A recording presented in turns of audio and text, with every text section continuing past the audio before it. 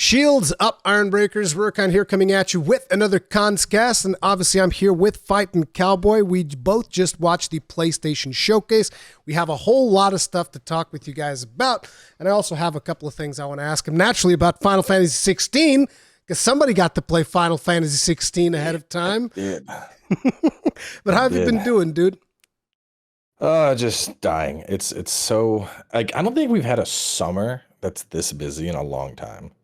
Yeah. And the craziest thing is we're like not even into it yet. We have Diablo in like a week and a half, and then we have Final Fantasy in a month, and then Armored Core coming up at the end of August. And there's a bunch of like indie type stuff that they were talking about being released in the summer, and I'm just like, where's the time, man? Yeah, dude. I was actually looking at two games that are coming out a little bit later that I'm also super interested in checking out, and I'm pretty sure that you're going to be interested in checking out as well, which was Lords of the Fallen and Remnant 2. Yeah, I plan on playing through both of those. Yep. I'm very curious about Lords, because, you know, obviously clunky souls, etc., etc. Do they break away from that? Does it become its own thing, especially when you consider that so when they revealed us the Lords of the Fallen, that shit was dumb.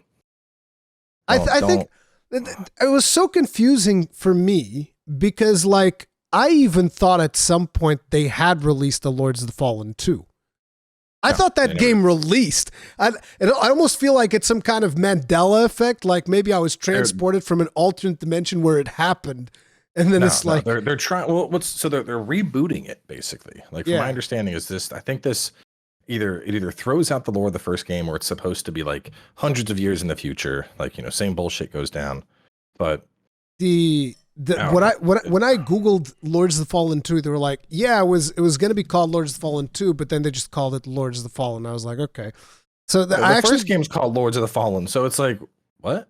Yeah, it's so weird to me, because now it's going to happen. It's an SEO disaster, man. Yeah, they're going to suck in the SEO. Lords of the Fallen 2023. Like, bitch, you ain't God of War, okay? You don't get to pull that. God of War can get away with we are, especially because the original God of War and then the reboot, that shit was years apart, like 20 years difference. Decades apart, actually, not years, because like years apart is not enough. Decades apart, I'm like, yeah, sure, you can get away with that.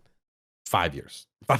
Yeah, dude. 4 years, maybe something like that. Yeah, I don't know. It's not enough time for sure. But so I think that's something that a lot of companies need to take into consideration, where they're like, oh, we're just going to call it Lords of the Fallen again. That's confusing as hell, and it's a problem for your marketing. You're going to have problems. But like, I actually did a deep dive into it recently. I looked at all of this stuff. Seems like they're doing something similar to, like, well, not similar, but the first thing that came to mind is like Soul Reaver, where you're going to have like an umbral plane and an axion plane. And if you die, you play on the axion plane, and then you die and you go to the umbral plane, and you're probably going to have to do something to like recover your soul's equivalent or whatever. But in the umbral plane, it's supposed to be, I don't know. But the umbral plane is supposed to be like chuck full of undeads and stuff like that. So, you know, we'll see. It looked interesting. I'm playing it. I'm going into it with zero expectations. It's like it could be game of the year, or it could be a flaming hot pile of shit, and I'd be like, "Yep." Like, I'm just going in completely bland, no expectations, no nothing, because I remember the first game they did. See, that's, and I'm like, it's a different and the team. So all right, that first game there were two groups working on it. Yeah, and one of those groups went on and did like Surge 2 and stuff. Surge, yeah. And I like Surge 2 a lot. My understanding is the second group, the one that did Lords of the Fallen and then didn't work on the Surge or Surge 2, are the ones that are doing this. Yeah. And so I'm like, well, what experience do y'all have? Because you look up their developer experience, and it's like, it's a brand new studio, basically. They haven't done anything. It's not, though. So it's being done. Let's see, Lords of the Fallen. From what I saw, it was like the original was CI Games and Deck 13. And now it's CI Games, and there's like a sub. I forget what the name of them is, but they haven't. Hexworks. It's Hexworks. Yeah, it's Hexworks. They haven't done anything else. Yeah, Hexworks is basically it's like CI Games in-house studio. So yeah, but like the last games they developed, I mean, Alien, Rage, they developed like army games and shit. Wings of Honor, Sniper Ghost Warrior, Contracts 2, Sniper Art of Victory, No, that's Jewels of Ages. the thing is that's not Hexworks. That's CI That's Games. CI Games. Yeah. So it's like, but the thing for me was I went into my deep dive video. I went into it with the exact same thing that you were going, which is like zero expectations. Watched all the videos, looked at the at their website and stuff, and I was actually like, you know what? This doesn't seem that bad. Now there are some things that they're doing which I was just like, bro, why? Like for instance, they have like their thing where if you pre-order, you get like a special edition or whatever. Oh, you get 3 healing items, 3 MP items, you get experience boosters, an XP boost, and I was like, just why? Like I don't even think it's gonna be that meaningful, but just why? It's so dumb. And people then informed me that apparently there is a class that is locked behind a paywall. DLC. Yeah, Indeed. there's a DLC like special class, which apparently you can also get that armor later in the game, whatever. Because I think that classes are kind of like starting classes in Souls, so it's just like a set of gear and some stat points or whatever. So that stuff was just kind of icky, and I don't understand why people are still doing it. Because it's one thing if I don't know, it's just confusing to me. Is what I'm saying when it comes to that type of stuff. I'm looking it up, and it just says a CI Game Studio, and there's like nothing. So yeah, like I said, no expectations. Might be good, might be a hot pile of shit. We'll see, but it's like I liked what I saw. Is what I'll say. I think it looks good, and I'm curious. I haven't looked into Remnant 2 that much yet. I have to do like a video on that one too as well eventually. But yeah, it was interesting kind of like looking back to that. But I'm going to have to ask you. So now you're no longer under embargo. I don't want you to spoil anything though. Because like even now to give you an idea, when they start playing the trailer for Final Fantasy XVI in this showcase, I like covered the screen. I'm no joke. Like, they were watching, Chow was watching, and I was like, no. Do you really want to talk about this then? I want to talk about it, but I don't want to be spoiled in terms of story. The thing is, the biggest thing is I don't want to see the set pieces. You know what I'm saying? Like, I don't want to see what the set pieces are. We played very little. So we basically played the actual start of the game to understand like how the stage is set. And then we played a later section that was a little bit more linear, like running around with Sid. Then we played an even further section that was an open world section. Damn, you guys played a lot. And then we did there was an older demo we were allowed to play where we like went up to a fight against Garuda. So we had 4 to 5 hours of gameplay. Yeah. So I wanted to ask you first about one thing, because I mean, we might as well just dunk a little bit on Kotaku because it's so easy nowadays. I saw the tweet that you put out, dude. Idiots. So for those of you that are not aware, they made like something saying even the people working in Final Fantasy XVI think the story is confusing. Wasn't it something like that they said? They said, let me find it, because oh my god, it was so ridiculous. I saw that and I was like, bro, are you kidding me? Isn't it Ishikawa? I think it's Ishikawa that's writing the story for that, right? Yeah, Yoshida, yeah. It says, not even Final Fantasy XVI's devs could follow the game's confusing story. and I mean, the headline was pure fucking clickbait. But so one of the really cool things they've done in the game is they've added this thing called active time lore. You know how when you're like watching a movie on Amazon or something, you pause the screen and it's like, this actor was in blah, blah, blah. And you're like, oh, that's where you're from. It's like that. So anytime you're playing the game, combat, cutscene, whatever, you hit the touchpad and it's going to pause and a little screen's going to come up and it's like, oh, this is Clive, blah, blah, blah. Here's his background. Here are the other people that he's with. Here's a little note. This is the region that they're in right now. And it's just like little information bubbles that just catch you up to speed. If you're like, what are we doing in this region again? There's a little thing. The swamps of blah, blah, blah. Clive went here as part of a mission that his father had given him. And you're like, oh, yeah, the dad's mission. So especially as like a busy parent who doesn't have time to game, you come back and you're like, I don't remember what the fuck I'm doing here. I'm chasing, that's gone because you just press it and it's like, current part of Clive's. It's like, that's it. It's just lore to remind people. And Kotaku's like, devs can't follow story. I fucking hate Kotaku. It's the laziest fucking writing. Is that the reason why they said it was because of that feature because I didn't even read the article. An amazing feature that just makes it easier to re-up on anything that might have slipped out of you. they decided to say the devs can't follow. The devs couldn't even follow this because they had to make a feature to remind them. Like, shut the. Yeah. Oh my God, that is so dumb. Oh Jesus fucking Christ. It's.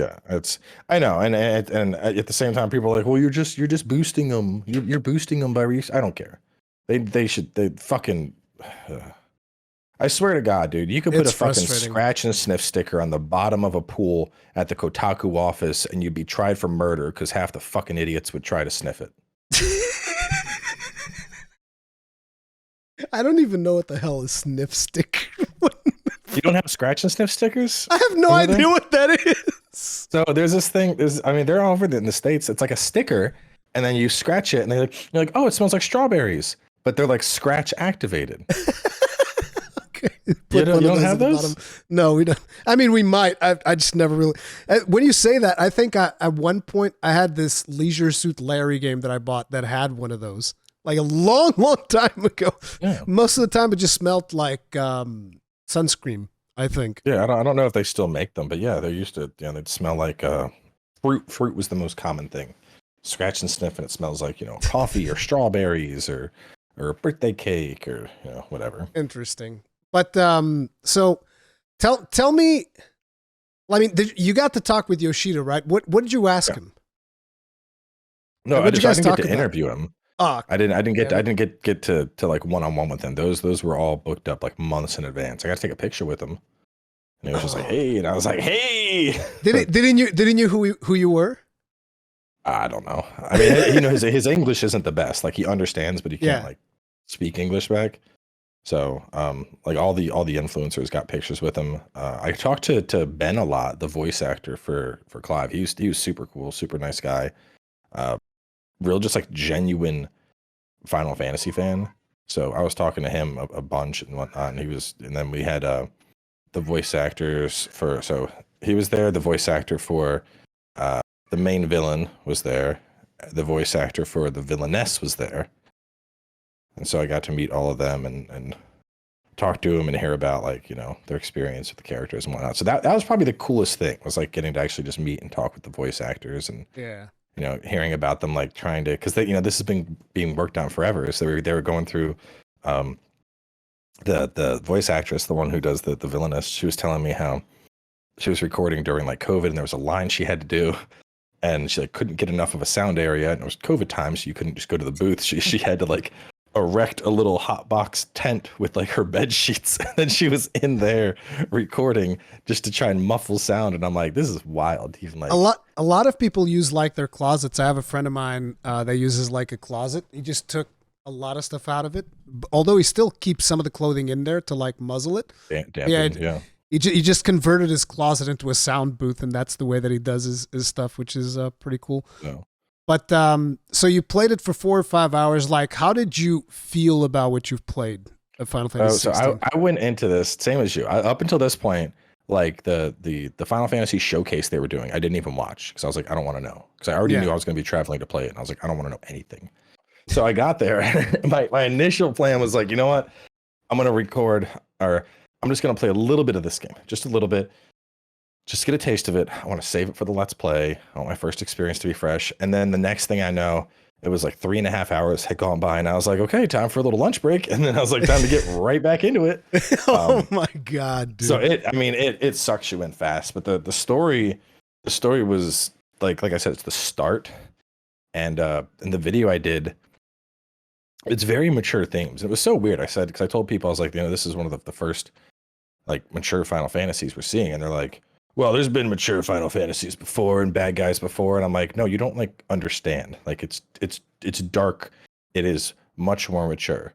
And they're like, well, Kefka was a really bad guy. And I'm like, you don't, like, I don't know. I don't want to like spoil shit, but I'm like, people don't fucking know. Like this shit is like, and the best thing that came to mind to compare it to is like Game of Thrones. I don't know if you've ever seen Game of Thrones, but like the first time you're watching it and you're like, did they just yeet a fucking child out the window while they were fucking each other and their brother and sister? Like, what the fuck is this show? Yeah. Like, that's that same like, holy shit, this is dark. That's the kind of vibe I got playing the start of Final Fantasy. You're like, oh my God, Like, I think this is like the most. You guys have like that whole rating system. In terms Yeah. of Final Fantasies, this is like the one that's rated the most mature, so to speak. Yeah. I believe this is like the first yeah, one. it's the first mainline one to get that rating, and people are like, "Oh, well, it's not going to be that bad." I'm like, bro, there's good. I've never in my life heard a main character in Final Fantasy say, "I'll fucking kill you," until this game. It's an actual line came out of his mouth while he's like being. I can't say anything else, man. It's y'all just got wait till y'all get a chance to play this game. It's wild. Is that there's sex? I mean, it's People just be like fucking. People be cursing. There's bloodshed. There's murder. There's probably rape somewhere in that game. I don't know. It's dark. It's way darker than what we're used to. And the thing is, like a lot of people are like, oh, so it's just dark for the sake of being dark. I don't believe so, because like I keep telling people that the story of 14, which is what this team has worked on, is like the best story ever. Like just the best. And 14 is held back by the T rating. Yeah, exactly. Sure. And even 14 goes to some really dark places. Like no joke.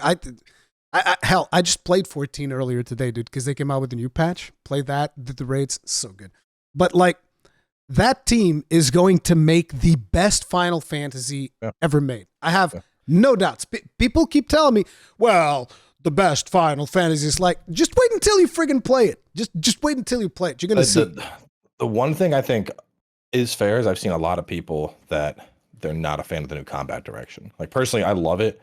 But I've had a lot of people on the video be like, "This looks way more Devil May Cry," and I'm used to like that isn't what I want in a Final Fantasy. And it's like I can get that, but I feel like they've been evolving for a while. I'd say 12 was probably the first real big shift where we went away from the turn based, and then we saw even more with 13, and then even more with 15. And it's like they've been going in this direction for a while now.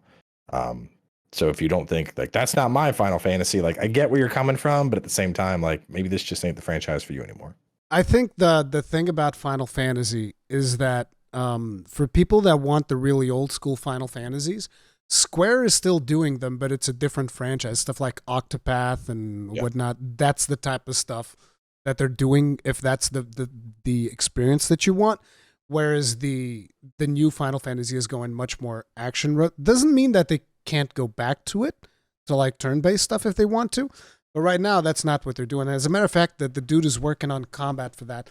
He worked, I believe, on both Devil May Cry and Dragon's Dogma.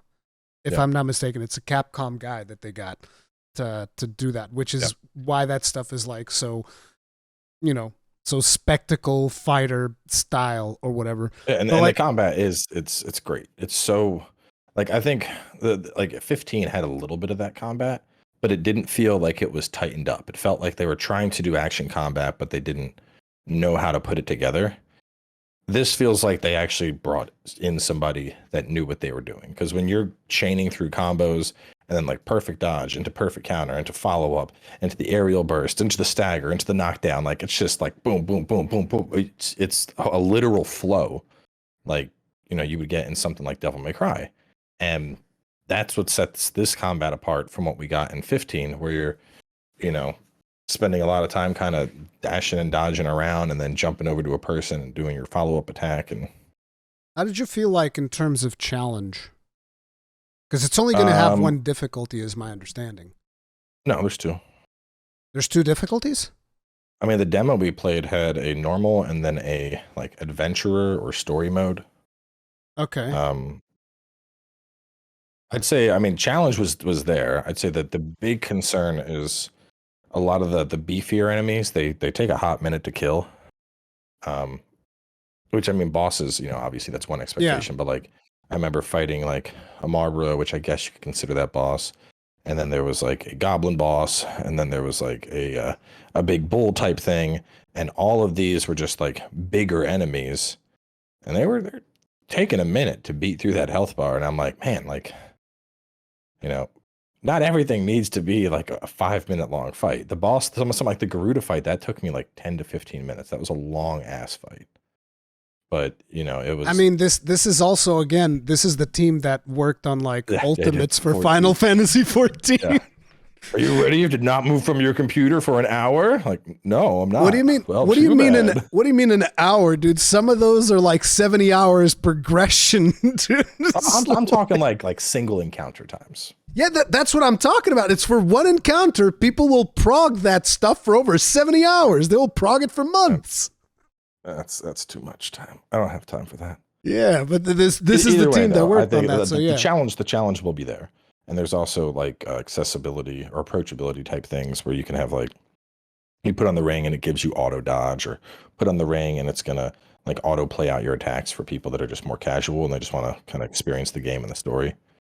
So it's shaping up. I think, given I have not touched Armored Core yet, but from the games I have played, and given it's only been a small portion of 16, I would currently put that as my potential game of the year. Okay, well, if we're gonna go, I say potential because yeah, I have a massive robot boner for Armored Core, and that's coming up. So I'm just gonna gotta keep the expectations. How did you feel in terms of like visuals and the overall responsiveness and how tight everything felt in the game?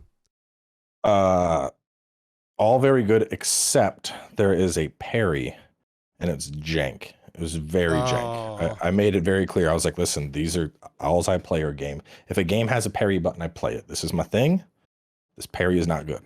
Because so there's a perfect dodge and a perfect parry. The perfect dodge, quite simple. Attacks coming in, dodge last second, and then you get a follow-up attack. It flows beautifully into combat. Because there's even times there's like an ogre thing you're fighting and it has like a thing and it's doing like a spin thing. And so I'm like, perfect dodge attack, perfect dodge attack, perfect dodge attack, perfect dodge attack, perfect dodge attack.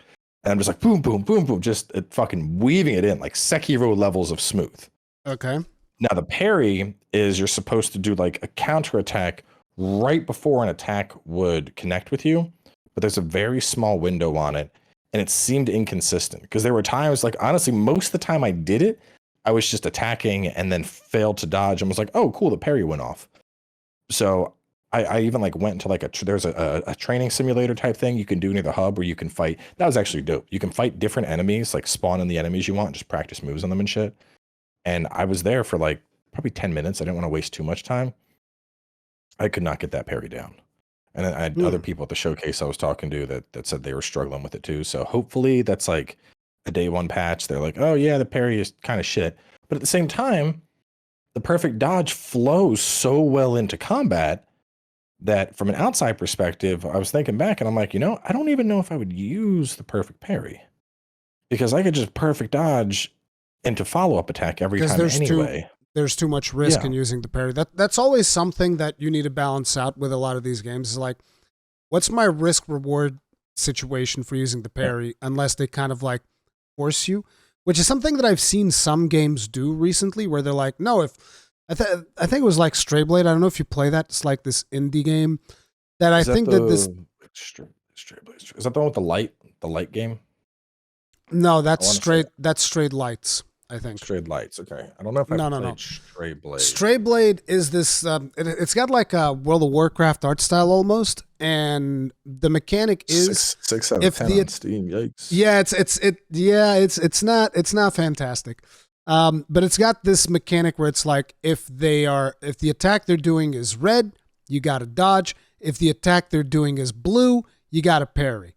And it's like, I don't like being forced into it. I like having the option, but you need to come up with a balance and give me a risk reward for parrying versus perfect dodging. This looks like free to play Amalur. Yeah, I know. This does not look good.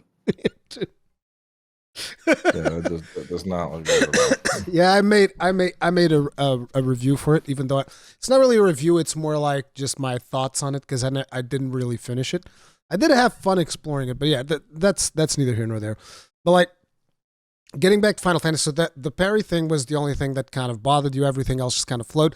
Did you guys play it on PlayStation 5s? Were they dev kits or were they PC? Or just they were dev PlayStation 5s. Okay, dev kit PlayStation 5. But it was PS5 hardware. So was it running like silky smooth 60? So from what I understand, combat is 60 and out of combat is supposed to be 30 when you're exploring the world. But I've heard other people say that that was something that was just because of the version we were playing, because it was like a testbed version and earlier than the launch version.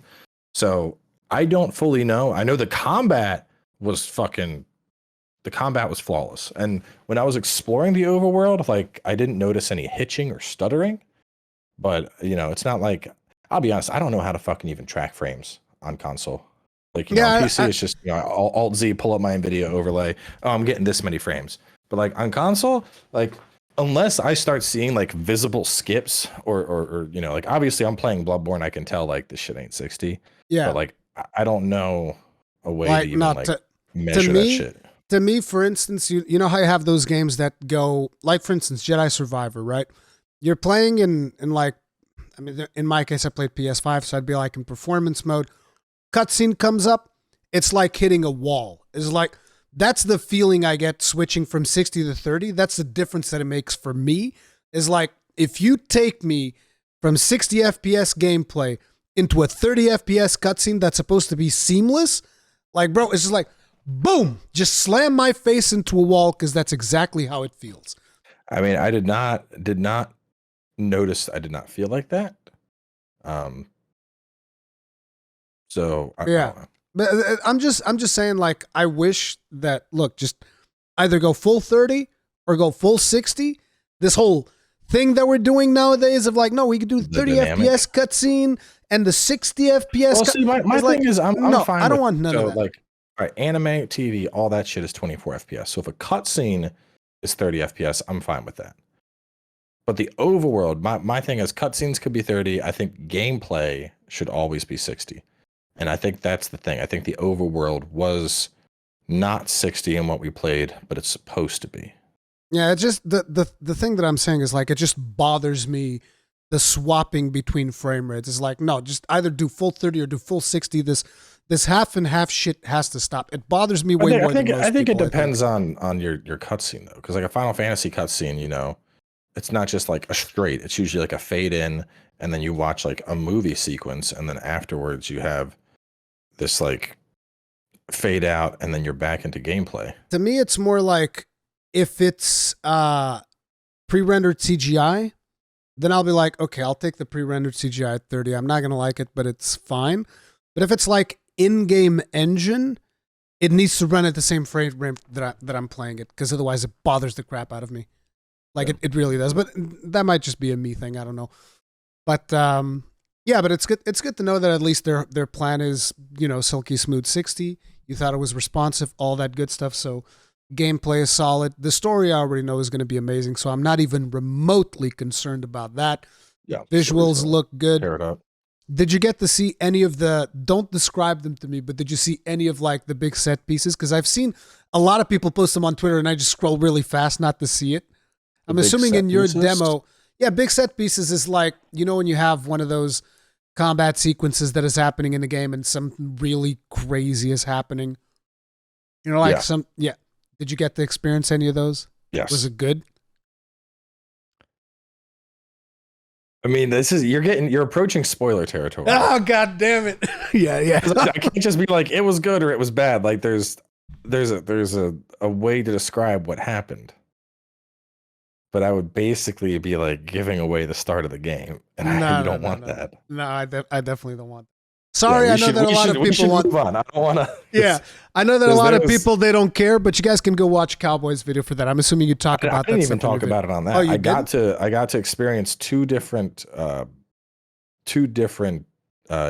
fights between icons, like watching them fucking brawl it out, and that shit was just a cinematic, like just shit going down.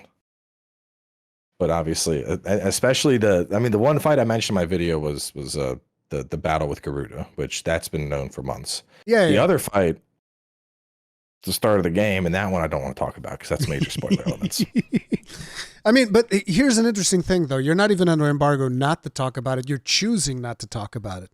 It's because you got to understand the start of this game. It sets the stage. It sets like, holy shit, this is why things are going down like this. And I don't want to take that away from people. Yeah. No. I'm just asking if they specifically told you not to talk about it. They didn't. Yeah, exactly. Oh. See, this is why Cowboy's a real one. Okay, he's saving the experience for you guys, even though he's allowed to talk about it. He's like, no, we're not talking about that. That's good on you. No, I appreciate that. I appreciate that stuff. So I think we should move on, because otherwise we're going to start getting into spoiler territory, and I don't want to. And a lot of people were asking me in chat today before the showcase. I heard on my stream, they're like, "We're telling Ruri how much you hate Zelda." Yeah, exactly, dude. I was like, wait a minute. What? They were like, ask him why he hates Breath of the Wild. And I was like, Breath of the Wild? Why do you hate the recent Legend of Zelda's Cowboy? Here's the thing.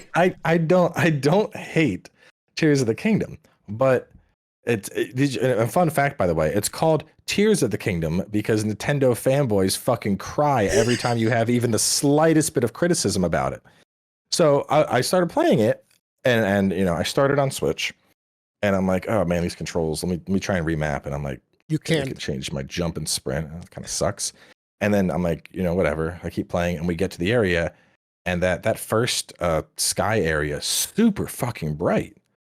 And I'm like, oh yeah. When the sun comes up, it's insane. Yeah, I'm like, there's got to be like a brightness. No, there isn't. Nope, that don't exist either. No Switch game has a brightness setting unless you're in handheld mode. Handheld mode, yeah. And I'm like, this is like, where are these settings? Like, this is basic.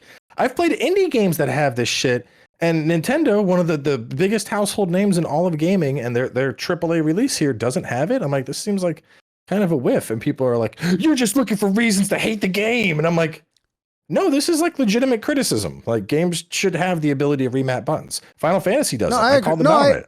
I'm like, why do you not have the ability to remap buttons? Here's the thing. I agree with you. I do think that a lot of people are really overly protective of Tears of the Kingdom, but there's also a lot of. But the reason why a lot of people do that is because there's also a lot of people that just want to crap on it for no reason. See, the thing is, the trolls will go away. The closest, I'd say probably my fourth or fifth stream, I actually came close to just quitting Tears.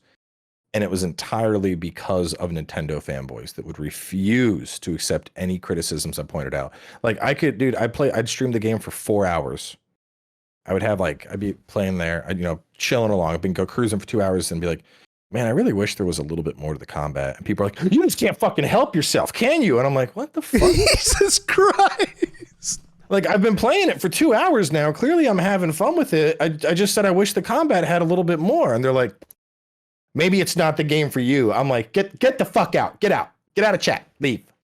Leave. I had one dude, like, we were talking, like, what would you review it based on the time you've spent right now? And I was like, right now, probably like an 8.5. And somebody's like, well, that's not fair. You haven't played enough of it. I was like, I've streamed 15 hours of this so far. Wait a minute. What do you mean he asked? Yeah, Dude literally asked, and then he's like, well, it's not fair. You didn't play enough. Why'd you ask? Like, what the fuck? Like, where I'm at, I think 8.5. I was like, because it's missing some accessibility stuff, which I think is there. I think that the combat, I really wish they did something to expand that beyond what we had in Breath of the Wild. That just lock on and basic attack. It gets a little tiring. And then I said, I wish the overworld had more detail in it, because there's stuff, to me, the Zelda's overworld feels so sectionalized. Like, it's like you take a big map and then you're like, it's like you grab like buttons and you're like, shrine, NPC, activity, and then between those little buttons is fucking nothing.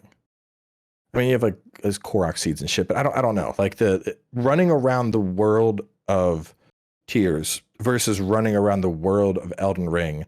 I feel like in Zelda, I find myself more frequently just going from point A to point B, because the stuff in between those points doesn't seem all that interesting most of the time. And so I put it out, I said, I was like, this is just how I feel about it. I'd put it probably like 8.5. And people would not shut the fuck up. And then finally I was like, you know what? Just because Nintendo fanboys won't shut the fuck up, I'm knocking it down half a point. Game's 8 out of 10 instead. and then they really raged out. Yeah, of course. So it's just, and that's the thing. Like, I literally, the start of the playthrough, I was like, I took almost 2 years to finish Breath of the Wild, because every time I'd go back, it was kind of tiresome to me, that kind of exploration. And you know, oh, the chests. I caught up the chests because I was big exploration my first couple streams, and I'm going areas I'm not supposed to be in. I'm all the way up at like the top of fucking Doom Mountain, and I'm like, chest, let's go. It's gonna be something good, and it's like 10 fucking arrows, and I'm like, really, dude? Top, and then I'm like, oh, here's a thing. I should go up here. And then people are like, you can't go that way. You can't go that way. You have to have the quest to go that way. And I'm like, suck my dick, Ultra Hand Rewind. And I'm like, and then I like glide on over and I basically start making my way up to the Wind Dungeon. And I get far enough to the Wind Dungeon to where like I have the fast travel and shit. And then, you know, you do reach a point where you need the Wind Dungeon power, which I got later. But like got all the way up there, like my first hour and a half into the game. And it's like, open up a chest, 5 arrows. And I'm like, what the fuck, man? Like, I just want to be rewarded. I just want something.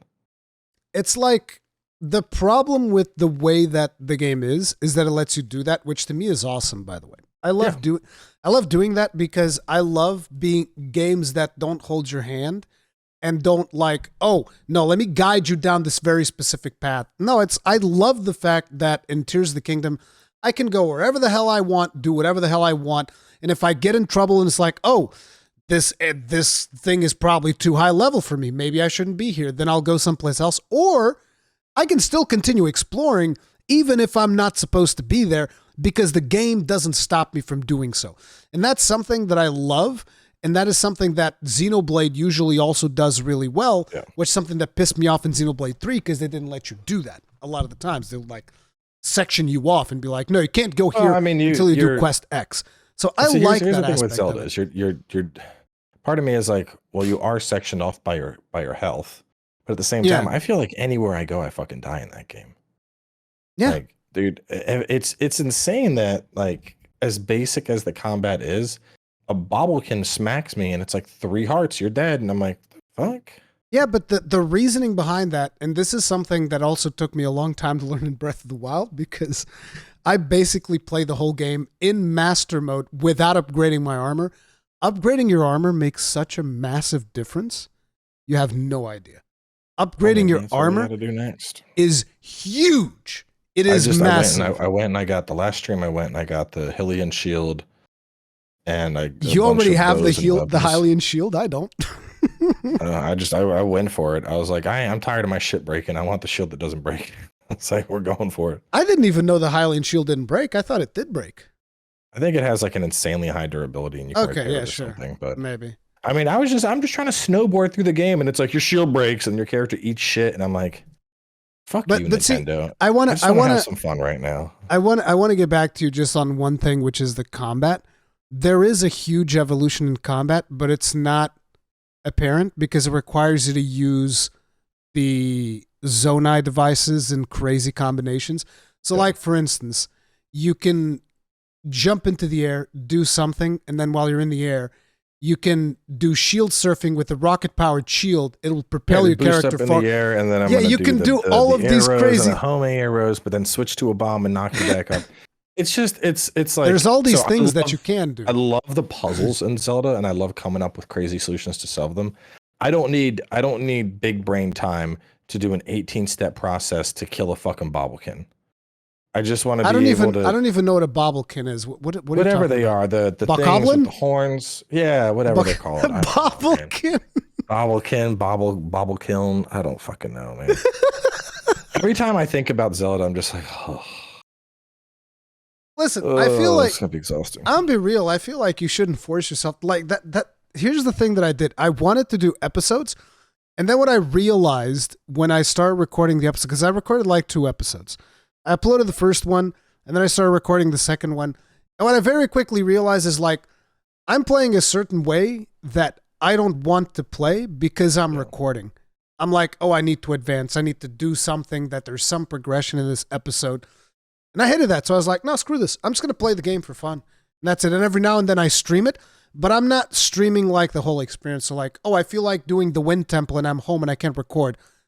Guess I'm not streaming that. And I did the Wind Temple by myself. And it was way more fun.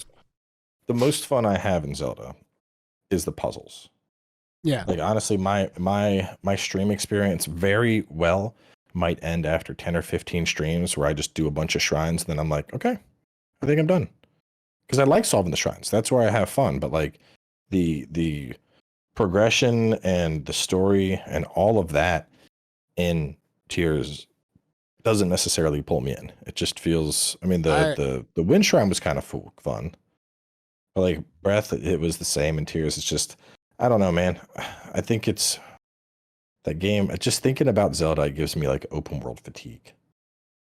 Yeah, you know, I don't want to repeat what people have said, but it can be the case that it's not the game for you, and that's fine. It can be. I'm not saying that's the case. And I'm not saying that because like well you only gave it an 8 out of 10, so therefore it's probably not. You haven't played it enough. You got to put in at least 1,000 hours, haven't you heard? Yeah. Otherwise, it's like. I mean, honestly, realistically, I'm probably gonna play it until Diablo comes out, and then I'm probably just gonna drop it because I know I'll want to spend more time playing Diablo. Yeah, I think that's fine, but I do agree with you that there are some criticisms that there need to be made in regards to that game. I just don't agree with some of the things that people say. Like a lot of people are complaining, for instance, "Oh, I don't want to play it because performance." And it's like, my dude, it's a Switch. I'm playing it on an emulator. I gave up on the Switch, so I'm playing 4K now. I kept 30 FPS because the cutscenes get weird with the 60 FPS upgrade. And then fuck that. Why would I play on the Switch when I can play it in 4K? With updated. That's why people don't like you. There you go. just a bit ago you said I was one of the good ones. Now people don't like me, huh? Yes. That's why people don't like you. Okay, not even Nintendo likes you. My phone has more power than my fucking Switch. Yeah, but it doesn't have buttons, does it? Good. Oh, here we go. All the copyright claims on the PlayStation Showcase. Oh yeah, I've been getting those on my phone like nonstop, dude. Like ever since we started, I've gotten like 4 of those.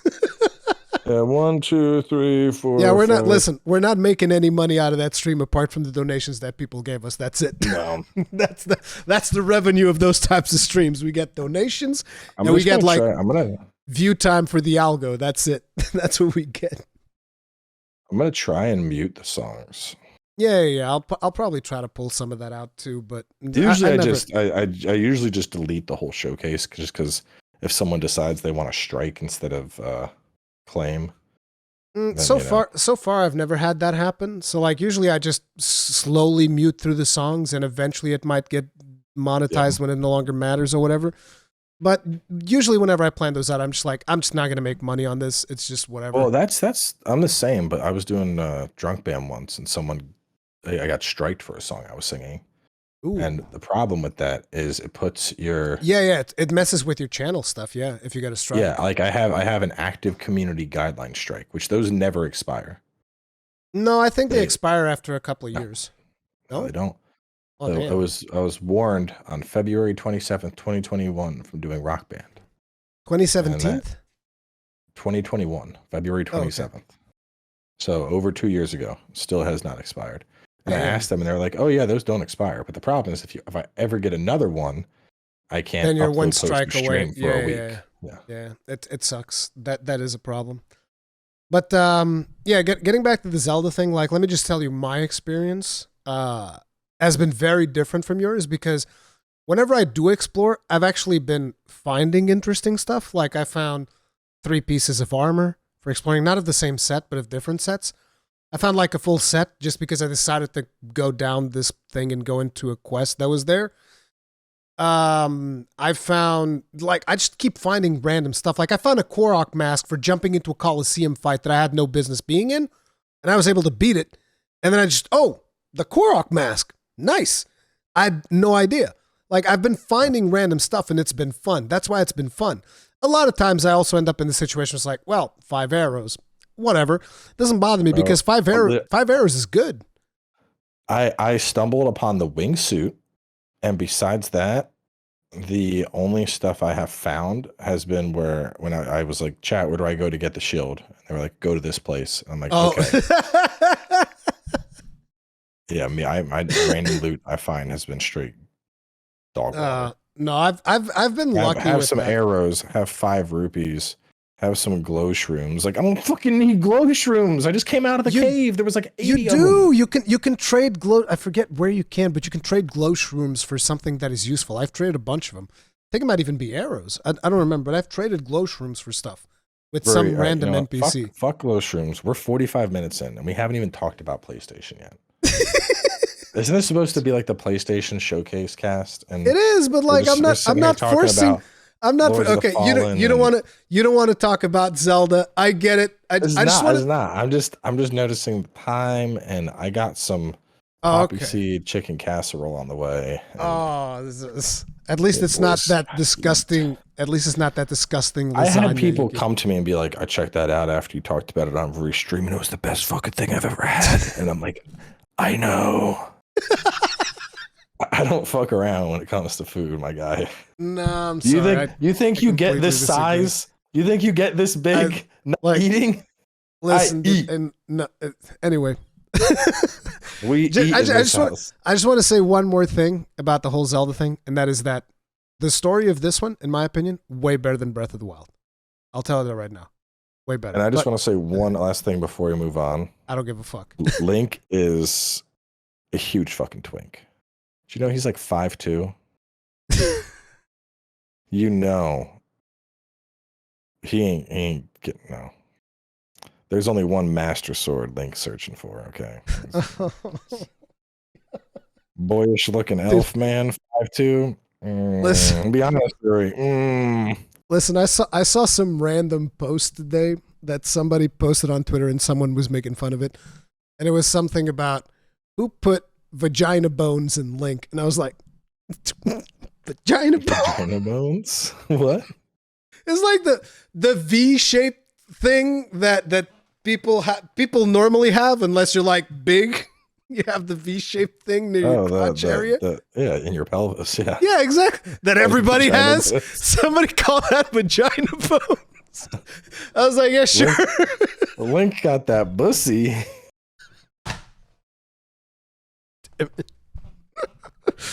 Oh man. Anyway, let's swap over to the PlayStation Showcase.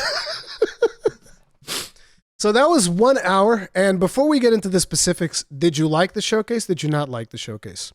Just real quick, like your overall feel on it. It was pretty mid. Mid. I liked it. I mean, it had a bunch of stuff. There were couples, but overall, showcase as a whole, mid. I wouldn't. I can count on one hand the amount of things I got excited about. Damn. Yeah. One hand. Yeah. I mean, there's a lot of things that I want to talk about. So I think I'll go for the most important reveal for me. Because like, Final Fantasy 16, we already knew about it. All of that stuff, we knew that they were going to talk about it. So I'm super excited for 16. Naturally, one of the biggest things they could have shown, to the point where I even like covered the screen not to see the visuals. But that trailer was fucking wild, though. I bet it was. I didn't see it. Glued. I was like, oh, I was so good. It was such a good trailer. I don't want to watch it. I want to see it in game because I already know that when I see it in game, it's going to feel much better than seeing it in trailers. But the other biggest thing, Dragon's Dogma 2. Yeah. This is like... that was most of the showcase, I was like this. And then I saw Capcom and I was literally like, is this Dragon's Dogma 2? Like, I hopped up. I didn't expect it to be Dragon's Dogma 2. So when they say Capcom, I'm like, what game is this? Because it can't be Dragon's Dogma 2. It's too soon. And it's like, nope, Dragon's Dogma 2. Here it is. To be fair, they gave us it, and then they were like, Dragon's Dogma 2. And then they just faded to black. No date. Nothing. Not even a 2024. They gave us nothing. Dude, yeah, that was when there wasn't even a date there, I was like, oh God, this is maybe a little bit too early. Like, but still, like, it looked good. That's all I can really say. It looked good. The stuff that we've seen. So looked cool. It was a little weird to me because the cutscenes looked obviously very cinematic. Yeah. But the gameplay visuals looked pretty dated. They did a little bit, but it's like even back when it came out, it looked the same as Dragon's Dogma on PC. The enemies looked very different though. I feel like the monster. I need to go back and I'm going to do a video analysis of that trailer. So watch that one again. Yeah. I'm definitely going to. We haven't had time, by the way, guys. This is immediately after the showcase. Sorry, but but it's like I want to go watch that again and analyze the crap out of it. Yeah. But yeah, one of the things that I noticed is that Like, for instance, the main character looks exactly like the main character. The default main character looks exactly like the one from Dragon's Dogma. Straight up. Copy pasted. Well, and that's what was so weird, because I'm like looking at the monsters, that like big Sphinx thing, and I'm like, this looks so good. And then it like cuts to like the character running in the overworld, and I'm like, the graphics look fucking identical to the last game for like the overworld. For the character at least. I don't. I mean, for the character, it looked like there was some bridge building mechanics and all sorts of new shit. For the characters, sure, but like for the actual overworld, I didn't feel like that. But again, it's going to be one of those things that I'm going to have to watch it again. I am super hyped. I'm pulling it up right now. I'm super hyped about it. I'm curious because we did see the 4 characters there, and I'm wondering if they're going to allow us to co-op this time around, or if it's still going to just be pawns. It looked a lot more dynamic than it looked way more dynamic than pawn combat. That's for sure. Yeah. Another thing that kind of called to my attention from the few things that I remember from it is that Bolide was actually not as impressive as it was back in PlayStation 3. Bolide being the meteor spell that comes down. Because, like, listen, back in the old Dragon's Dogma, when you're bringing in a Bolide, the sky darkens, everything's dark, big meteor comes out, and this time it was like, a little meteor fell down, and I was like, maybe that's like maybe it's a level 1 Bolide or something, and maybe you get something better later down the line. So I grabbed 2 screenshots from that trailer that I'm gonna drop in chat real fast. And see, but this is what I'm saying. Like, the character model, I'm like, okay, that looks pretty good. Looks a little dated, but looks pretty good. But then the other one, I'm like, this looks I mean, it could be Showcase was only in 1080. Yeah, that's the thing. I was actually saying during the event itself, I was saying, like, bro, I don't know what it is with these companies that do these events. They need to put more bit rate. Oh, like, my streams look better than this. I mean, come on. Like, what are we doing? From a visual stance, it looked like those graphics don't look as good as it could. I think it's a bitrate thing, because if you're watching it on the PlayStation thing, on the actual Capcom website, I noticed they had a 4K version of that trailer. Okay. That's the one that I want to go see. Yeah, I want to go see the 4K version. I want to analyze the crap out of it, because, like, I don't want to see no live stream 1080p giga low bitrate, because, like, I was already complaining about some of the other games that they didn't look very good because of the bitrate, not because of the games themselves, which is a problem. Like, I mean, your Sony, your PlayStation, like, give me a 4K stream, bro. Like, buy a better computer. I don't know. Like, I was streaming your event at 1440p, and you were giving me a 1080p stream. Like, what are we doing? It's not particularly reasonable, in my opinion. But yeah, Dragon's Dogma 2, to me, that was like one of the hypest things, the hypest thing, because, like, obviously I was already super hyped for 16. Dragon's Dogma 2 is kind of like the surprise that I wasn't really expecting. So that was a big deal for me. Was that Phantom Blade Zero thing. That was the next one that I was going to bring up. That looked like Ninja Gaiden and Sekiro had a baby together. I was like, the camera angle was throwing me off. Yeah, it looked like a shit. It had like a very claustrophobic FOV. Yeah. So, like, it was super close up on your character at all times. I think they probably did that more for cinematic effects. I expect it to be a little bit more pulled out during actual gameplay. Well, it'll zoom in for like... Think about this. When we first saw Ghost of Tsushima, everyone was like, this looks weird. This looks like it has to be for cinematic effects. And then we got Ghost of Tsushima. I mean, but Ghost of Tsushima didn't have like that tight of an FOV. Did it? Am I misremembering it? I feel like it was fine. It's all about like the duels. Everything is like a duel. Yeah. Which, I mean, it worked in Ghost of Tsushima, but I'm saying we saw that going into it, and then that's what we ended up getting. This is also an unknown developer, pretty much, as far as I could tell, because they didn't even have like a name for them, or maybe they did. And again, we're just off the showcase. That's another one that I want to do like an analysis video on. So, you know, I'm going to have a lot of content to analyze over the next couple of days. That's for damn sure. But like, that one looked good too. That one was definitely, which is why I put that one like right below Dragon's Dogma for us to talk about. And it seemed like it's something that's right up our alley too, because it seems like it's about pairing, and there was crazy pairing from one of the NPCs even while he was in combat, which looked really good. He was wielding like dual blades, and the NPC was going like did the thing like Sekiro levels of parrying. Yeah. Yeah, for me, so just looking back through the list, Phantom Blade was up there. The 16 trailer is what I had. Alan Wake 2 looks spooky as shit. Are you into Alan Blade? Alan Wake? I just played through Alan Wake and the DLC during a slow season in like last year, so I'm definitely looking forward to 2.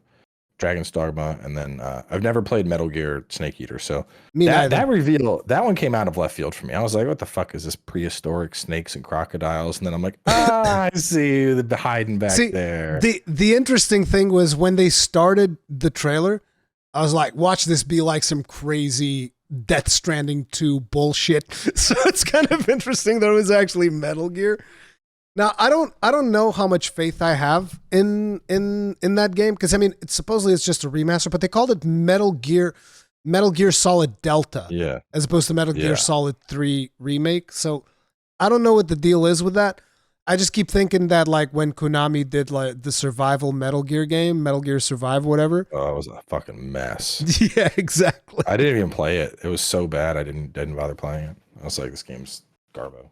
Yeah, the thing is, I don't know if you can do Metal Gear without Kojima. Like, that's just this baby. And that's the thing. They literally, like, ousted him. So, yeah. It could do well. I mean, I'll probably play it. But yeah. I want to check it out, because I never played that. Like, the only Metal Gear I actually played would have been 1 and then 5. Like, that was it. And 5. I didn't play any of the other ones. I played bits of 1. I've played all of 2. You haven't played 1 totally? No, I played through like half of 1, and then I played Unacceptable. Oh, shut up! You didn't play any of the other ones. I played 2. I played 5.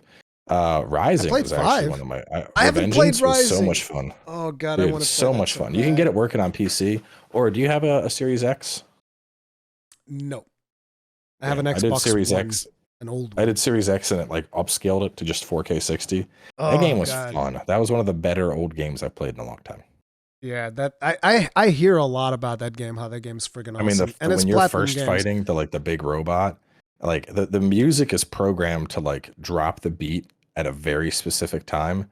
And every time I think about it, it's still one of the most like cinematic things I've ever experienced in gaming. I'll send you the clip afterwards to watch it, because it goes down and you're just like, whoo, that shit's intense. Like, I got to get to that one at some point. It's just Platinum Games has had a couple of disappointing things recently, and is like, I don't know. But yeah, definitely I'll be curious to check out Snake Eater. So you think that Alan Wake 2 is going to be good then? Yeah. The only real complaint I had of the early games that I can remember at this point is the stamina was terrible. The character could jog for like 10 feet and he was out of breath. Okay. Yeah, I don't know anything at all about Alan Wake, so I don't know if that's going to be in my thing or not. I don't know. The other one that I actually had here is Helldivers 2. Did you not play the original Helldivers?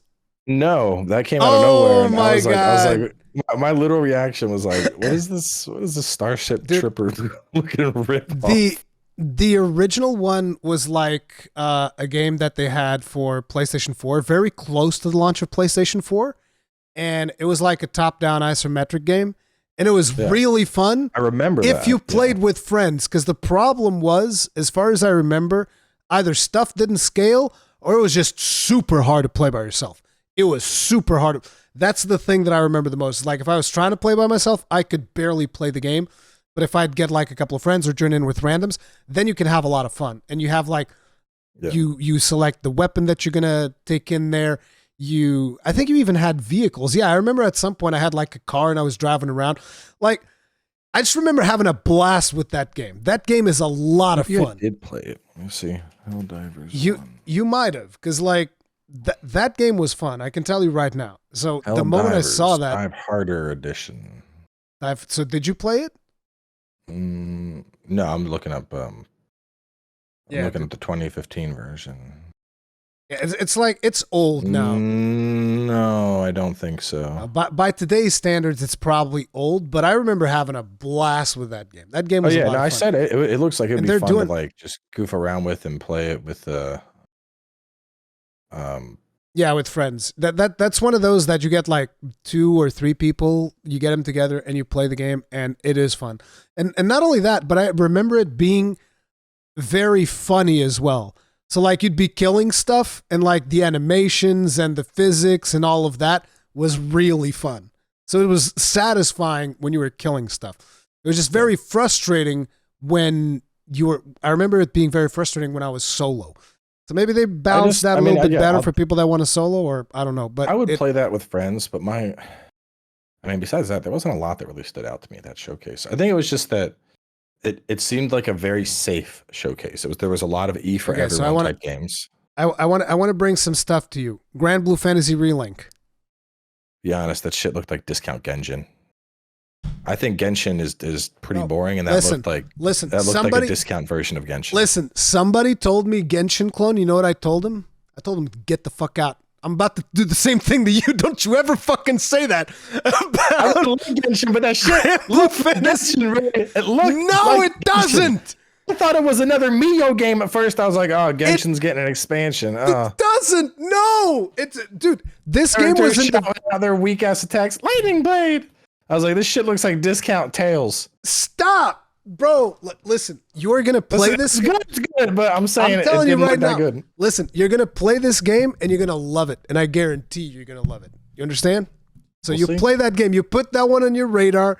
You're going to play it. I will make a little notch on my radar for it. Yeah, exactly. We do notching on radars here, but I'll put the...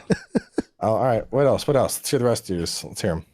So one that I thought looked really cool, but it's just like, it was just a CGI trailer, so it doesn't tell us much, was that Concord game that they showed near the end. I have no fucking idea what that was supposed to be. It looked like a ship. This is not gameplay, obscure fucking cinematic trailer that tells me nothing. All I know is PlayStation's trying to make a space game. That's it. Yeah, but it's like, it gives you like a vibe of what the game is going to be, and I was very much into it. It gives me a vibe like that person is a fucking slob, leaving their little space burger floating around. All their warnings are going off and shit. I'm like, what is this? What am I looking at? That's cool. That's cool for space games, dude. I don't know. I think that one, I want to put that one on my radar, so I'll see how that pans out. Spider-Man 2 looked predictable, pretty much. Yeah. I mean, I will say I like that they went like a Bully Maguire vibe, like, man, this one's on you. Like just angry Peter getting all symbiote and murdering people. Yeah, that's because of the symbiote, of course. I know, it makes sense. I'm glad because they could have played it safe with the symbiote, but they didn't. Which is I'm just happy to see they didn't take the safe route and they actually did like Dark Peter. So I mean, predictable, but it looks good. Yeah, it looks. It's like the original Spider-Man was pretty good. What I played of Morales, I didn't finish Morales. What I played of Morales was good. You finished? Oh yeah. The thing that upset me a little bit about Morales is that he's overpowered, bro.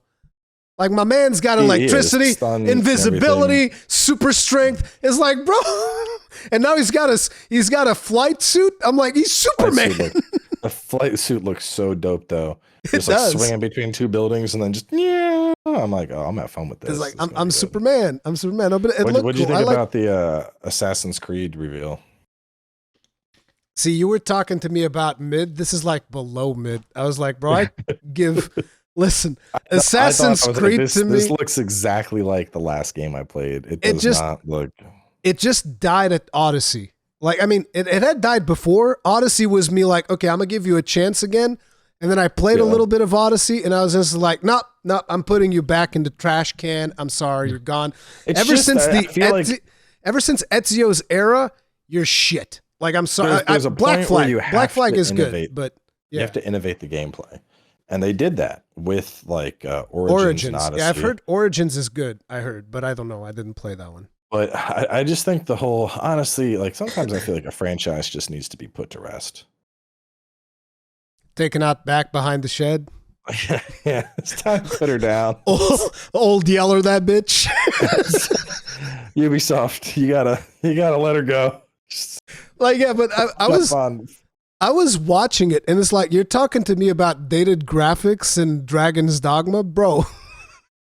That thing looked like a PlayStation 3 game.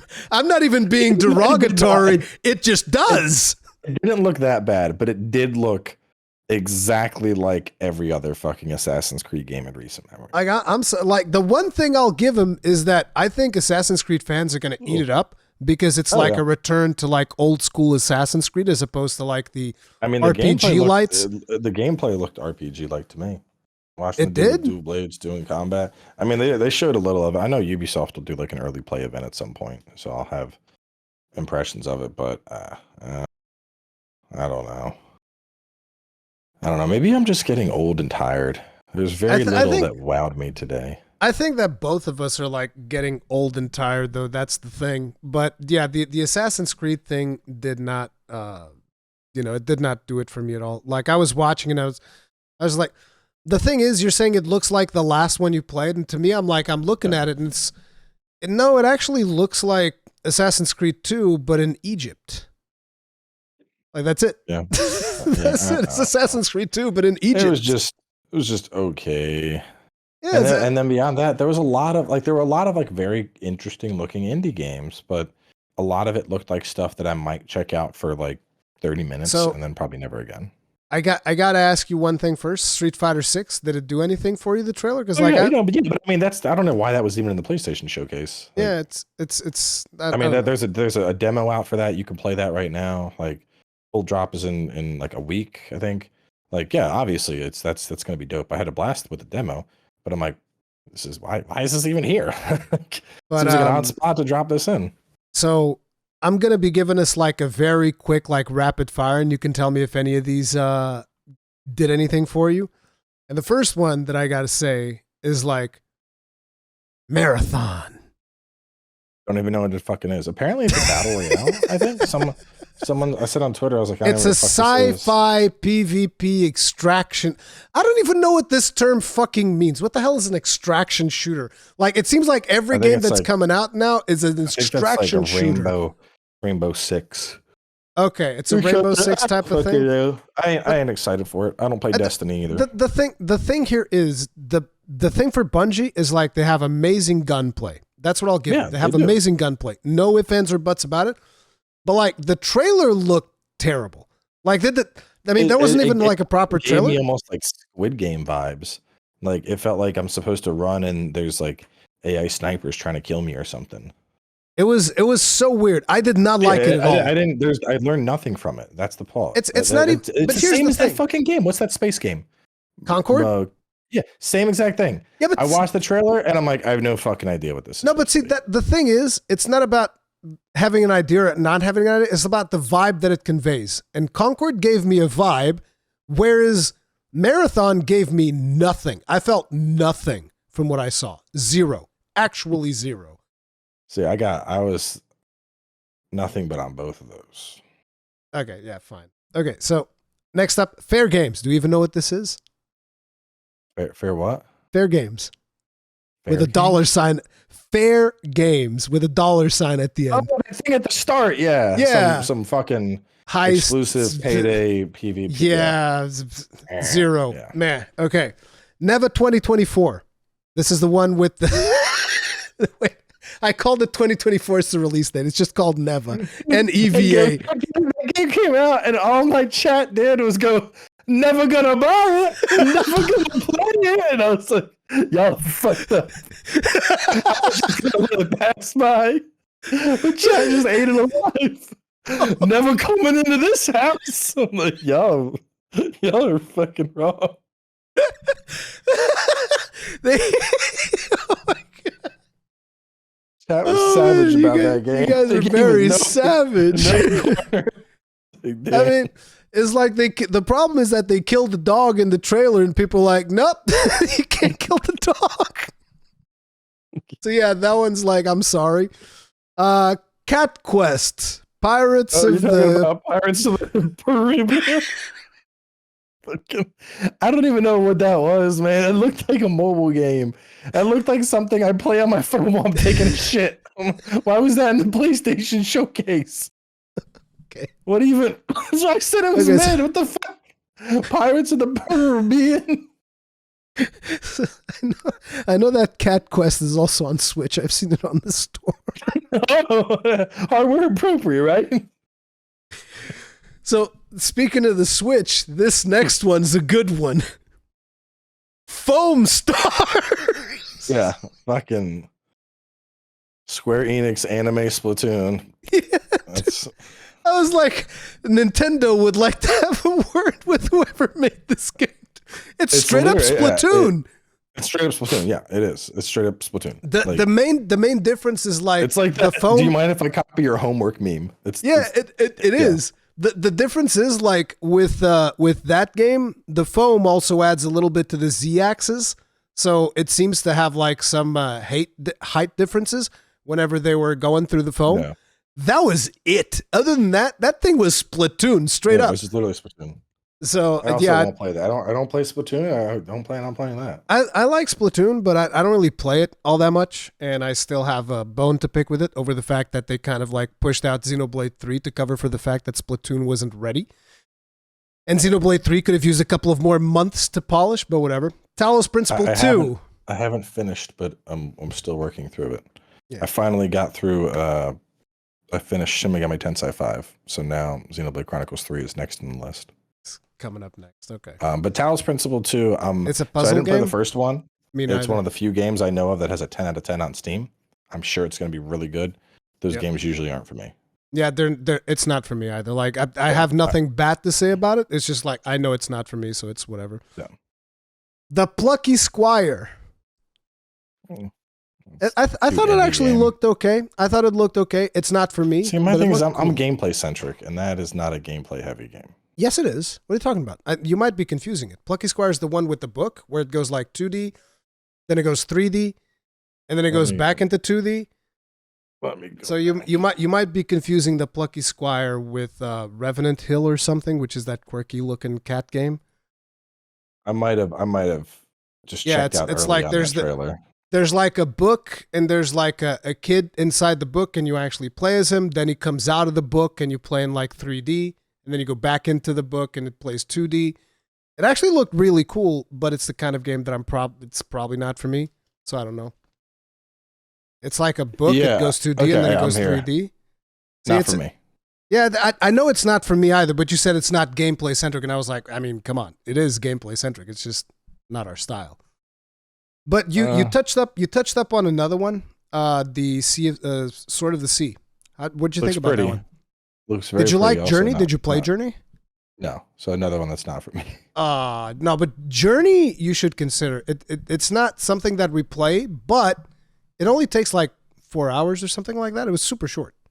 So this type of game is probably not that big. I'm looking at this Plucky Squire game. It looks weird. It's very weird. Yeah, but anyway, continuing onwards, Revenant Hill, which was that like 2D with a cat thing. Yeah, I didn't. No. Ultros. That game looks like a fucking trip. I'm not interested in it, but it looks like a trip. It looks like it's gonna cause you to have a seizure while you're playing it. This next one is the one that you can call the Genshin clone, Tower of Fantasy. Maybe that one was the one I was thinking. Yes. Okay. Hang on. So you confused Granblue Fantasy Relink with Tower of Fantasy. They both look very similar, to be fair. No, they don't. I'll slap you, dude. I'll slap you. Yeah, how Tower of Fantasy. I'm looking at Tower of Fantasy right now. Okay, yes, Tower of Fantasy. Yes, this is the one. That's the Genshin clone. Yeah, it has the literal Genshin health bar. Yeah, that's because it is. It is Genshin. Basically, it's a gacha game. It's pay to win. It's all that nonsense. Where was Granblue in the trailer? I don't know. I plucked that one out because it's one of my favorite ones, so I put it at the top of the list. Yeah, okay. So yeah, Tower of Fantasy was the one that I thought just looked like shit Genshin. Then I can agree with you. Tower of Fantasy is shit Genshin. Okay, BlazBlue. Okay, no, BlazBlue was the one that I said it just looks like it's anime Tales, I said. Anime Tales? I said it's like Tales of, but more anime somehow. I can take that. Tales of Arise was pretty cool, so I can take that. But it's going to be better. It's going to be better than Tales. Better than Tales? Get the fuck better than Tales of Arise, yeah. 100%. Get the fuck out of here. 100%. That's going to be better than Tales of Arise. Yes. Would you bet your child on it? I don't bet my child on anything, good sir. Like, I can bet something else that could also, like, I don't know. All right, well, let's not bet our children. Let's bet. Let's bet. Oh, I got a fun bet. All right. Uh-oh. Here's the bet. If it scores higher than Tales of Arise, you can pick a game of your choice and I'll stream it. If it doesn't, I pick a game of my choice and you stream it. Okay. All right. Is that a one stream thing? Is this or a virtual handshake? Yes. Virtual handshake. All right. It's on like Donkey Kong, baby. You heard it here, chat. Rurikhan's about to play Phantom Dust on stream. How can I play that? Oh, I do have an Xbox One, so I guess I could. It's free on Windows. You can play it free on Windows? Yeah, sure. Okay. I'll check. I'll play that. But unfortunately, you're going to be playing something else. I'm going to have to figure out. We will see. Guess what? Guess who's going to 100% Breath of the Wild? We said one stream. That could happen. I mean, listen, if you don't stop the stream. Yeah, that's never. I'll figure something out. But yeah. But yeah, that one's. I'm telling you, you should play that. I think it's going to be good. But anyways, winters are slower, so I don't see it beating Tails. Continuing onwards, Ghost Runner 2. First one was pretty cool. Did you play it? I didn't play it. I did like a stream or two of it, and then I just kind of like moved on from other stuff. But I think a friend of mine actually does voice acting in that game. Not 100% sure. In the first one. I could be confusing it. But anyways, then we had something that somehow appears in every single fucking PlayStation showcase. Every single one! I don't know if this man just knows somebody at Sony or what the fuck the deal is, but I can't get rid of his fucking game. It keeps showing up on every goddamn PlayStation stream. You know what I'm talking about? Five Nights at Freddy's, bro. Every single time. It never stops. That was even a thing. Bro, they dropped it right after Dragon's Dogma, and I was like, get this trash off my screen. Yeah, exactly. It's like, listen, the absolute disrespect, this is something that I said, the absolute disrespect of these people of sandwiching Dragon's Dogma 2 between Tower of Fantasy and Five Nights at Freddy's? Are you kidding me? It's like you have this gem and you put two turds around it. It's like, what are you doing? Like, what are you doing? Like, I don't understand. No, but seriously, I don't know. For starters, I don't know how this man can develop so many goddamn games. This is like the 20th Five Nights at Freddy games that I see on a PlayStation showcase. I don't know what's going on there. I don't like I'm sorry. I don't like it. I fucking hate it. What did you think about Jesus Christ. About Lego GTA? I thought that looked pretty cool, actually. But apparently that's already available on PC. They're just coming out with a PlayStation version. That's what people were telling me. It's called Teardown. I had no interest. And then there's the cat game. You didn't like that? No, wait. I have the list here. We're almost there. Relax. Okay. Crossfire Sierra Squad, PSVR 2. Those are the same fucking people that wear combat vests and multiple pistols to order a sandwich at Subway. So they can live out their paramilitary fantasy without actually joining the army. Immortals of Avium. That actually looked kind of cool, I thought. If it's polished, I think it'll be good. Yeah. Because it looks slick. It does. But like it needs to be polished to the same level as like Doom. Yep. Because if it's not, especially with all those particle effects, that game is going to go one of two ways. It's either going to be polished and it's going to be fun as fuck, or it's going to fall flat on its face into a big pile of shit. Yeah. I feel like there's no medium with that game. It's going to be a 9 or it's going to be like a 6. The biggest thing is that it's EA, and I'm concerned with them rushing. Yeah, I know. But that's the thing. EA Originals also published Wild Hearts, and that thing was not ready to come out. It wasn't ready to come out. That wasn't EA's fault. All right. That was not EA's fault, because I know the people at Koei Tecmo. Okay. And they were aware that shit was rough for months. They should have delayed it. You want to know what the most important quarter to push games out is for Japanese companies? It's before the end of March. Yep. Or the end of March. That's the way that it goes. What did you think about Towers of Agsba? Jose Abuelo.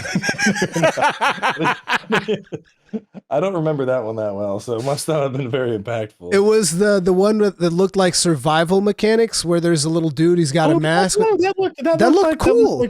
That looked like. Well, I don't know what the actual gameplay is, but I thought that did look cool. Yes. Yeah, I thought it looked cool as well. Like I'm curious, but the footage was only running on PC, so I'm very scared there's going to be one of those situations where it's going to be very poorly optimized for console. Well, so there was a surprising amount of running on PC for what was supposed to be a PlayStation showcase. No. There was a surprising amount of stuff that was releasing on PC. That one was the only one that I noticed that was running on PC. I've noticed that there was like 4 or 5 of them that said that. Okay. Well, anyway. But yeah, that looked cool. It looked very Breath of the Wild-esque with the exploration. Are you talking about the one that has like the dude on the glider landing on the big sky seahorses? The glider, yeah, I get it. The glider does look a little bit like, I mean, it looks exactly like Breath of the Wild. Yeah, pretty much. Just the biggest instant glide, yeah. The biggest thing that I noticed on that game is that the animations look like they could probably use some work, but it's probably still like very early in development. It's only coming out in 2024, so it's whatever. The next one that I have on the list is Assassin's Creed. We already talked about that. Resident Evil 4 and PSVR 2. You interested? I know that you have PSVR because you have it in there. They sent me the VR, and I still haven't had a chance to open it. So, I don't know. I need to... The thing is, it's hard to make content with VR because you can't really stream without just ignoring your chat. Yeah. And every time I've done VR video, half the comments are like, I had to stop watching. I was getting sick. Interesting. Like a lot of people get secondhand. They get secondhand motion sickness. Because the thing is, there's very slight jiggles in it, and it fucks. They sent me a unit as well. I did a live stream showcasing all of the games that were available, and it's like, interestingly enough, the one game that I've enjoyed the most with PSVR 2. I haven't even made a video on it, or maybe I have, but it was No Man's Sky. No Man's Sky with VR is really cool. I figured the Star Wars game would be really cool. The Star Wars game is cool. The problem is that it's no, it's not lightsabers. No? I mean, I don't know which one they sent you, though. The one that they sent me is not lightsabers. Tales from Galaxy's Edge. You're not a Jedi. At least that. Maybe you get a lightsaber later. I don't know. But it was basically like a shooter type game. So yeah, I don't know. I don't know which one they sent me. It's Tales from Galaxy's Edge, the one that they sent me. So I'm assuming they sent you the same one, but yeah. Either way, that's the one that's the coolest. But RE4, is that something that you're interested in for PSVR 2? I thought it looked cool. I can't wait to try and do a roundhouse kick in VR and get tangled in my own cables. There's only one cable this time, though. It's actually much better than the original PSVR, dude. So I'll tell you that. Arizona Sunshine 2, the trailer actually looked really interesting. It's the one where he picked up the head and goes like blah, blah, blah, blah, blah, blah. Yeah, I thought it looked pretty cool, but people were saying the original game was incredibly mediocre. Yeah, that's what I remember, because I played a little bit of the original, and I was like, yeah, I remember that one being very rough. So, yeah. Then there was Synapse, which was the one that we were talking about. Looks kind of like Super Hot. Yeah, that was weird. It is very, very super hotty. I want to check that one out for sure. Tales from Galaxy's Edge. There's no lightsaber use? I don't think so. I mean, at least very early in the game. That, Moss, Gran Turismo. Moss is awesome. Horizon. Yeah. Moss is awesome. Moss game, Star Wars, Call of the Mountain, and Gran Turismo. They sent me a couple of more from third parties and stuff like that. But Moss, I would recommend. Moss is very good. But anyways, they're adding Beat Saber. I've never played Beat Saber, so this might be my chance. It's the thing with games like Beat Saber and whatnot is it's hard for me to really get into them because, once again, can't make content on it. Yeah, see, that's the thing. See, guys, you always hear me talk about how certain games I can't play because I can't make content on it. Look what Cowboy says. The moment he can't make content on a game, it's like, well, I guess I'm not playing it. Yeah, I mean, well, it's the thing that, like, so here's just to give a typical day breakdown. I am usually up, and given right now, I'm on paternity leave right now, so this is more relaxed than normal. But I'm up by about 8:30. Get my kid to school by about 9:30. I'm at the gym at 10. Work out from 10 to say 11 or 11:30.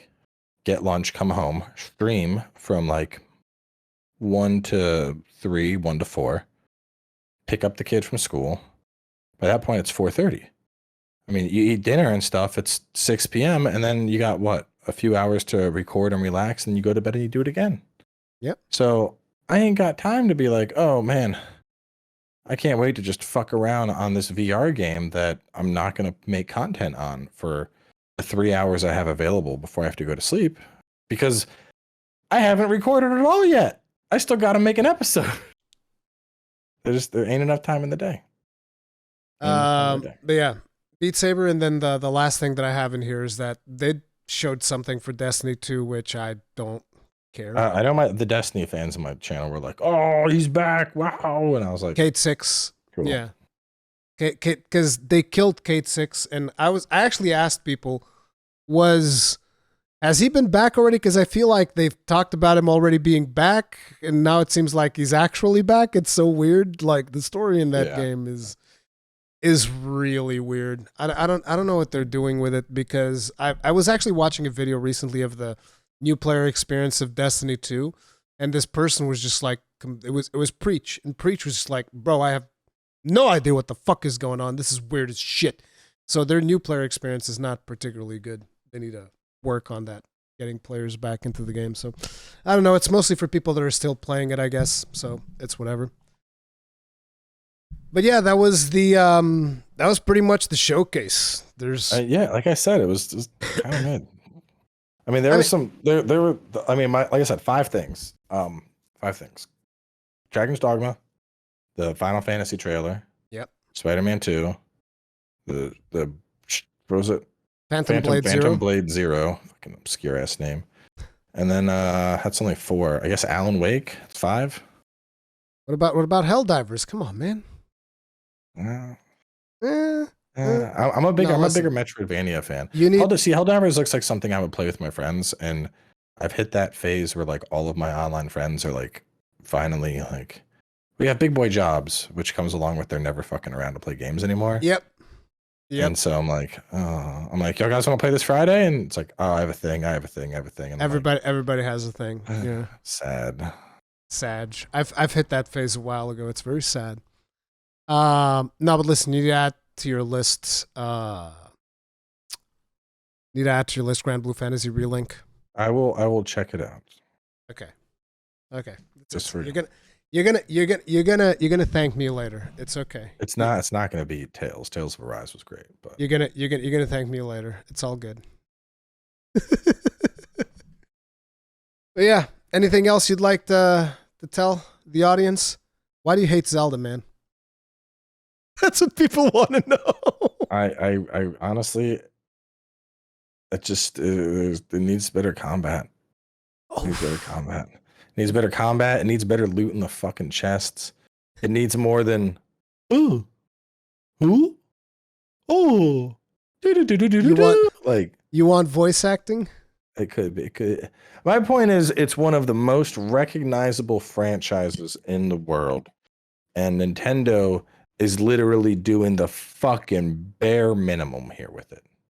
Not as bare as Pokemon, mind you. There's still like I will fully concede that the physics and the flexibility in that game are unmatched. They are phenomenal. Credit where credit's due. Did you do a hover bike yet?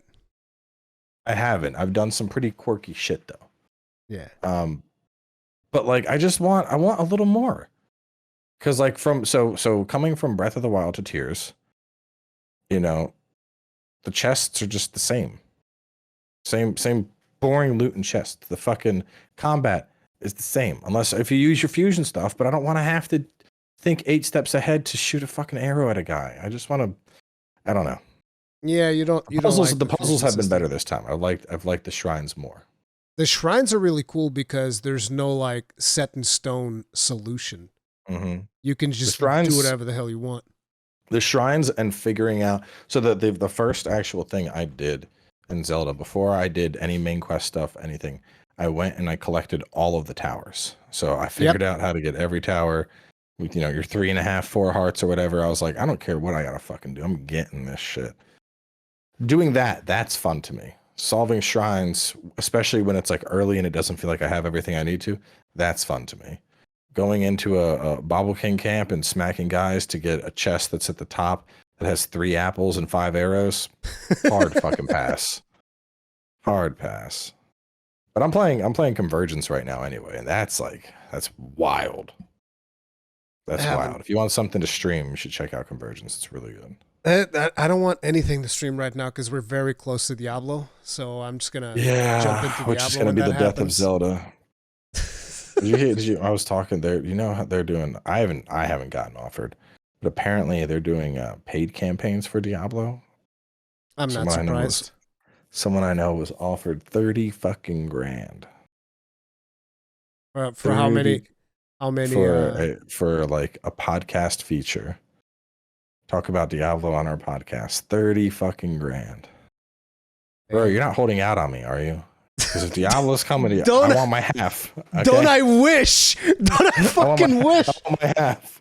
Busting my ass on that. Listen, I'm curious as to how many people do what I do with these podcasts, which is I'll go back on Premiere. I'll listen to the whole thing.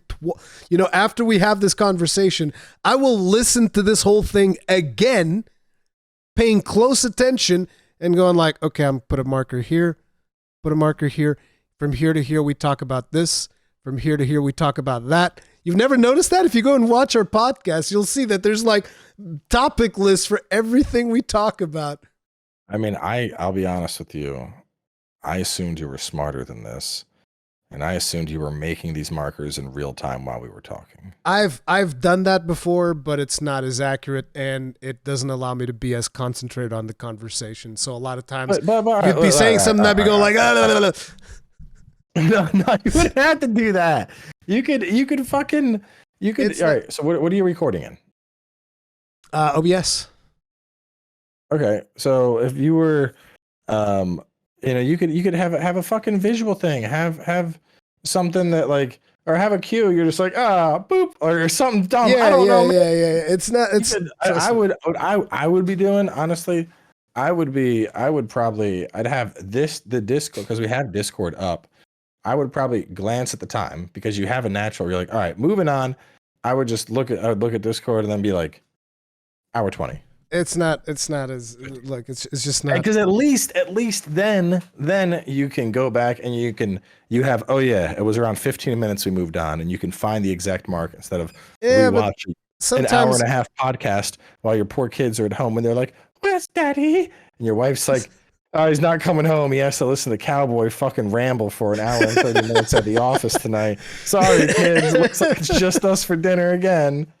You don't need to do all that. You gotta work smarter, not harder. We're old now. We gotta get away with everything we can. I know, but that's what I'm saying, right? I'm putting a lot of effort in these podcasts, and Blizzard ain't offered me no goddamn 30 grand to talk about Diablo. I do that shit for free, and then I get shit from people telling me like, "Oh, how dare you support Blizzard?" It's like, what do you mean support Blizzard? Did I criticize the goddamn game so much? Leave me alone. It's hard, dude. I mean, Diablo 4 looks like a genuinely good game, so I'm playing it. It looks like a good game. The thing that I don't like is the business model. I don't like the season pass on top of 4 days early access. I don't mind the early access thing. I don't like is that you can't re-earn the season pass, like Fortnite Battle Pass, for example. Yeah. Buy it, you can re-earn the money to buy the next Battle Pass. Inkbound, which is probably one of my indies of the year. It's right next to Dredge. That and Dredge are my 2 tops right now. You buy the battle pass, you can easily you can earn the money to buy the battle pass again and some extra to buy an actual cosmetic in the shop. Blizzard has already come out and said that you will not be able to earn enough currency to rebuy the battle pass, which is fucked for a full price game. Let me tell you something. Remember how I told you that World of Warcraft team was actually doing really good? I might have spoken a little bit too soon about that earlier today. They just announced that like, oh, by the way, we're bringing the WoW token to Wrath Classic. I was like, man, fuck you. Fuck your fucking WoW token. You're so full of shit. Token, I mean, the token is just people can farm gold to pay for their time, right? The token basically allows you to buy gold because you buy the token and then you sell it to people for gold. So technically, you're just buying gold. Oh, yeah. Well, see, I'm mixed feelings on that. Because on one hand, I like the idea that people can can buy People their can earn their playtime, which is cool.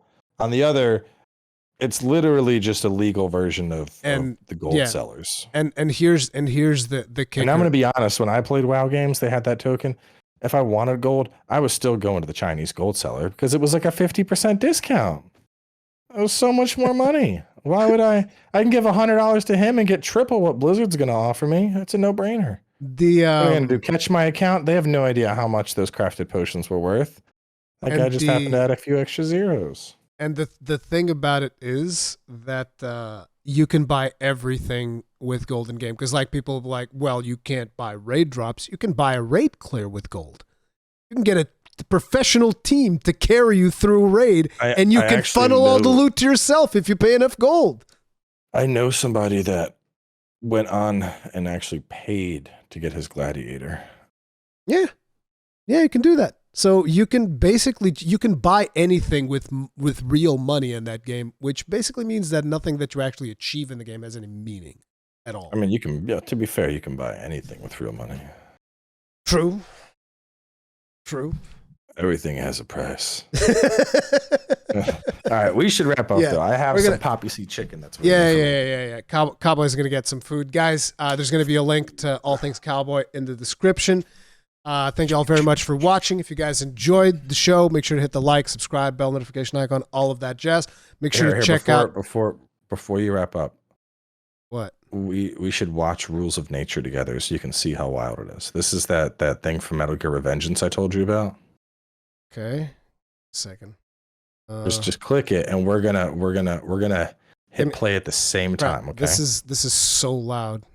Give me a second. Yes, it's gonna be very loud. Okay. You ready? Ready. 3, 2, 1, go. Get ready. Here it comes.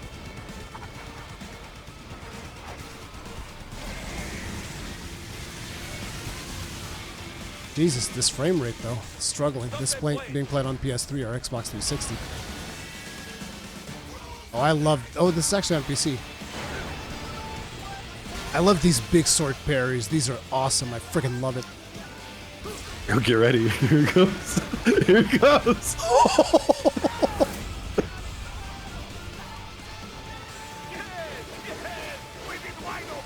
Oh, this game.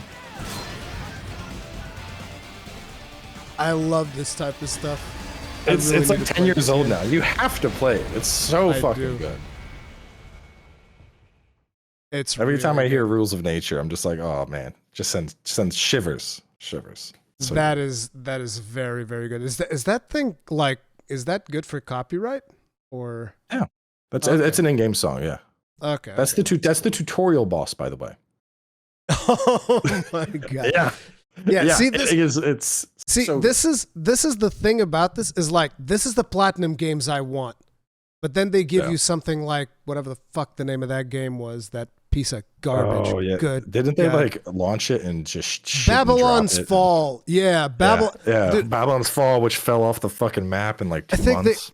I think the worst part is that I don't remember if it was them that invited me or if it was like through a third party. They're like, oh, you can play this beta and you can stream it and you can do all this. I was like, oh, great. I've been actually curious. I wanted to check out this game. And I check out the game and I was like, oh no, this is so bad. And then I made like a 30-minute video just telling everybody, listen, guys, this is so bad. I joined the closed beta test and I killed the stream after 34 minutes. I'm not surprised. I stuck with it for a couple of hours because I'm like, come on, this is platinum. This can't be this bad. And I was wrong. It was worse. Yeah, it was really bad. But yeah, like this is what we want from platinum, not whatever the fuck that was. And unfortunately, they've been putting out quite a few duds. Yeah. Well, and then we never got friggin' Scalebound. But yeah, anyways, we're supposed to be wrapping it up. We'll see you guys in the next one. Stay strong. Stay safe. Peace out. Adios.